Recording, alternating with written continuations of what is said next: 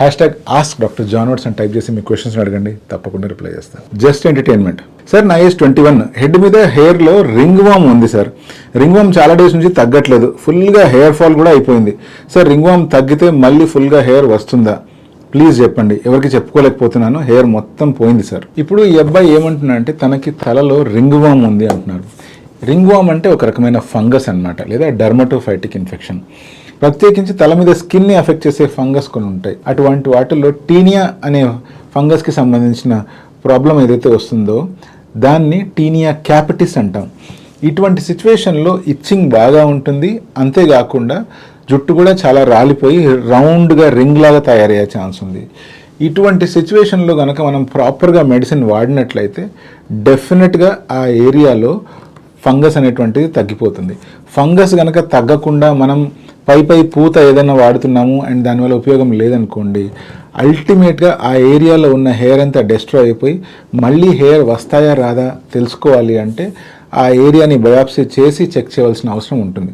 So అందుకనే early స్టేజ్లో కనుక ఇటువంటి సిచ్యువేషన్ని ట్రీట్ చేయగలిగితే డెఫినెట్గా మళ్ళీ హెయిర్ రీగ్రో అయ్యే అవకాశాలు ఉండే ఛాన్స్ ఉంది. దీన్ని ట్రీట్ చేయడానికి ఇంకొక కారణం ఏంటి అంటే ఇది కంటేజియస్, అంటే ఒకరి నుంచి ఒకరికి వచ్చే అవకాశం ఉంది. ఇంకొక రకమైన ఫంగస్ ఏంటి అంటే మలసీజియా అనేటువంటిది. దీనివల్ల చిన్ని కురుపులు లాంటివి వచ్చే అవకాశం ఉంది. ఇది మనం కామన్గా డాండ్రఫ్ అని చూస్తూ ఉంటాం. ఇదే కనుక కొంచెం ఎక్కువ అయిపోయింది అంటే అది మళ్ళీ సెబోరిక్ డెర్మటైటిస్ లాగా మారిపోయే అవకాశం ఉంది. ఇటువంటి ప్రాబ్లమ్ని కూడా రెగ్యులర్గా మనం ట్రీట్ చేసుకొని కావాల్సిన జాగ్రత్తలు తీసుకోవాలి. అవసరమైతే ఓరల్ యాంటీ ఫంగల్స్ తీసుకోవాలి. కిటకొనజోల్ కావచ్చు, లేకపోతే ఇంకా అవసరాన్ని బట్టి డోసేజ్ అనేటువంటిది పెంచుకుంటూ ఉండొచ్చు. ట్రైకోఫైటాన్ సంబంధించిన ఫంగస్ ద్వారా వచ్చేదాన్ని ఫేవస్ కానీ లేదా స్కుటులా కానీ అంటాం. ఇది కూడా ఒక రకమైన ఫంగసే అండ్ దీన్ని కూడా టైంకి ట్రీట్ చేసుకుంటే మంచిది. ఇప్పుడు ఈ ఫేవస్లో ఆర్ స్కుటులాలో ఏమవుతుందంటే స్కాల్ప్ పైన ఎల్లో కలర్డ్ థిక్ క్రస్ అంటే పక్కుల్లాగా ఏర్పడిపోతాయి.